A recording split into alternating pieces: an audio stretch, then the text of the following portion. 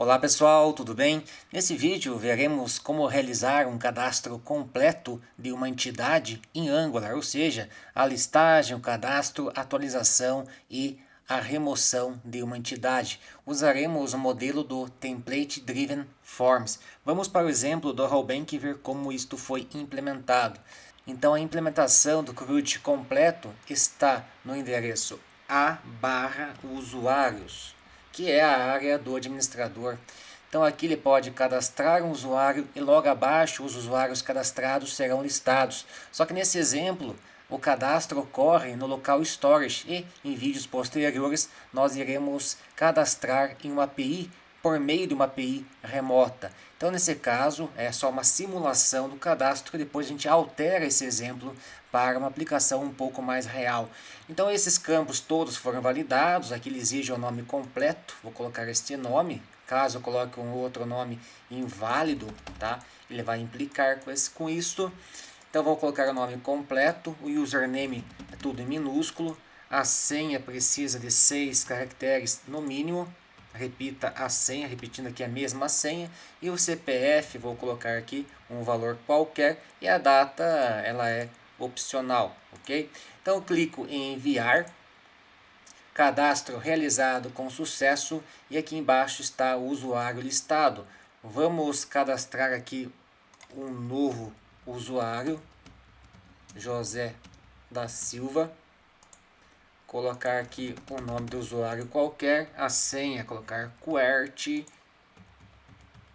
novamente e um CPF qualquer novamente, enviar. Temos dois usuários cadastrados, tá? Então temos aqui o cadastro, a listagem destes usuários e aqui em cada linha temos um botão para editar e o outro para excluir. Então vamos editar esse Rony Fábio, então ele apareceu ali e vamos aqui repetir a senha para que o botão seja apresentado, né? Uma vez que seu formulário está inválido, o botão ele é desabilitado.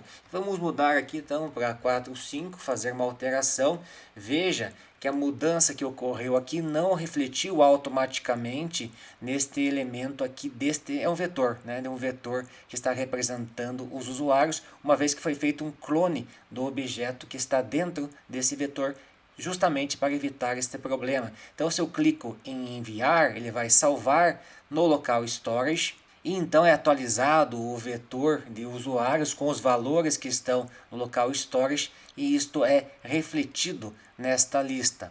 Ok? E temos também a possibilidade de remoção. Vou remover o José da Silva, então eu clico em remover, aqui aparece uma mensagem de confirmação, clico em OK e ele é removido. Então vamos para o código ver como isto foi implementado.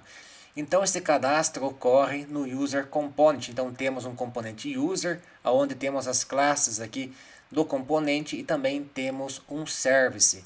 No template do User Component, temos aqui em cima a mensagem de erro ou sucesso. Nesse caso, aparecerão apenas mensagens de sucesso porque estamos usando o local storage. Então, não tem como dar errado, não tem como ocorrer uma falha e a validação está ocorrendo antes do dado ser enviado para o onSubmit, ok? Então temos aqui embaixo o formulário, né, com uma variável de template, com o evento de submit e os campos input todos validados, né, com o pattern, com o required, está usando aqui o two-way data binding acompanhado pelo atributo name. Então, bem completo aqui a mensagem de erro, caso esses atributos de validação não sejam satisfeitos. Então, temos aqui embaixo o username, a senha, a repetição da senha, temos o campo de CPF e da data de nascimento e o botão aqui de enviar que está desabilitado quando o formulário, ou seja, algum dos inputs é inválido. Então temos então nosso formulário e logo abaixo do formulário a tabela com a listagem das entidades persistidas no banco de dados, tá? Então aqui em cima foi usada a diretiva estrutural ngIf, que apenas irá apresentar a tabela caso exista este vetor users, né, que contém as entidades usuários a serem apresentadas, e se esse vetor contém pelo menos um elemento, ou seja, o tamanho dele seja maior que zero. Tá? Então aqui o cabeçalho da tabela, e mais abaixo foi usada a diretiva ngFor, que vai percorrer esse vetor de usuários para listar cada linha da tabela, sendo que aqui é usada a referência de percorrimento U para acessar os atributos de cada um dos objetos que estão contidos dentro desse vetor. E aqui mais abaixo foi usado um pipe currency para formatar este balance, que envolve um valor monetário, ok? E também, ainda na última coluna de cada linha, foram incluídos dois ícones, um para editar e o outro para remover. Então vejam que aqui, se eu clicar numa certa linha, esse método será chamado para editar aquele usuário que está impresso naquela linha. Da mesma forma, acontece com o delete.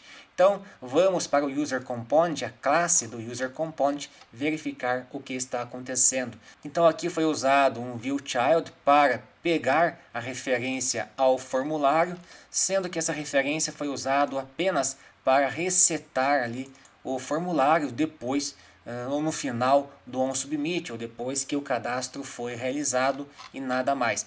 Temos também aqui a referência do user, que é o nosso módulo, é esse user que está mapeado com os campos do input via two-way data binding. Então, se pegarmos qualquer input aqui, pegar o CPF, por exemplo, aqui no ngModule temos o this.user.cpf. Então, este campo e os demais foram mapeados a este objeto user, ok? Então, aqui foi usado o exclamação, uma vez que ele será inicializado no onInit e não no construtor. Beleza? Temos também aqui o user password, isSubmitted, isShowMessage, se a mensagem vai ser apresentada ou não, se a mensagem é de sucesso ou erro, e também aqui a própria mensagem a ser apresentada no final, né, da submissão do formulário. Aqui no construtor temos a injeção de dependência de um service. Esse service é o user service, inclusive ele está na mesma pasta aqui do componente. Então ele tem aqui a anotação ou o decorator injectable como root. Então ela é uma instância única, então é um singleton, uma instância única para toda a aplicação, ok? E na verdade é no service que fica a lógica de negócio. Então numa aplicação que acessa uma API remota, é o service que faz o acesso, que trata os erros e apenas encaminha os resultados para o component, implementando assim uma espécie de MVC, onde o component faz o papel de controlador que solicita aos services para realizarem as atividades mais pesadas, e ele fica responsável apenas por controlar a visão, passar ali os dados, ou o DTO, vamos pensar assim, para a visão apresentar os dados para o usuário. Então temos o user service aqui com o método save, update e o delete. Vamos voltar aqui para o user component. Então temos aqui a injeção de dependência que acontece no construtor. Então nós já temos uma instância desse service para ser utilizado então no ngOnInit, no onSubmit e assim vai, ok? No onInit temos apenas a inicialização do local storage, caso ele não esteja inicializado. Então ele envolve um if aqui, caso não exista o username key no local storage, ele persiste todos esses valores logo abaixo. Tá? Temos aqui a instanciação de um objeto vazio para fazer mapeamento com o formulário, e temos aqui a recuperação da lista de usuários salvos no local storage, ok? E no onSubmit, quando o usuário clica no botão de submeter, tá? Submitted true, verdadeiro, ele verifica se a operação é de atualização ou então é de persistência de um novo objeto. Então ele faz a solicitação para o user service verificar se esse elemento existe ou não, que é um outro método ali do user service, que ele vai comparar, né, se o username é igual ao username que existe já persistido no local storage. Então ele verifica se a entidade já existe ou não. Se não existir, ele persiste um novo elemento no vetor. Caso contrário, ele apenas atualiza os valores. Aqui embaixo ele seta as variáveis, por exemplo, mostrar a mensagem de sucesso, a própria mensagem,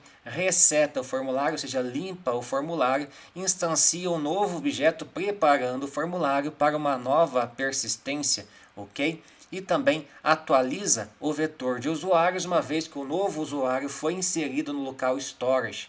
Beleza? Então, basicamente é isso. E em relação ao método de editar, aqui foi realizada a prática de clone, justamente para não usar o próprio objeto que está contido na lista de usuários para editá-lo, porque por meio do two-way data binding, ao alterar um valor no campo do formulário, isso iria refletir automaticamente no registro do respectivo objeto que está na tabela. Então, para evitar esse problema, foi criado um novo objeto e o formulário referencia esse objeto, sendo esse objeto diferente em termos de endereços de memória do objeto que está armazenado na lista de usuários. Então a edição é super simples, recebe uma referência ao usuário, faz um clone e seta o this.user, que é o objeto que faz o mapeamento com o formulário. Então o formulário vai passar os dados para esse novo objeto e também esse objeto será salvo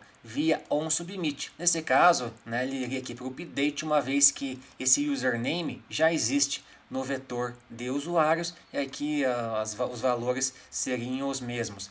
Então o salvar e a atualização acontece aqui nesse método e um pouco diferente acontece com o delete. Então aqui nós temos uma mensagem de confirmação, que por facilidade foi usado confirme, mas o correto seria usar um modal com um botão de sim ou não, se ele concorda ou não com a remoção. Caso não concorde, ele retorna, como se o método não fosse invocado.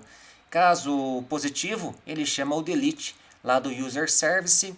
A mensagem aqui vai ser mostrada e aqui verifica se houve sucesso ou não na remoção para setar a mensagem a ser apresentada e depois, logo mais, atualiza o vetor de usuários. E por fim, veremos ali o nosso service, tá? Como que foi implementado ali o save, o update e o delete.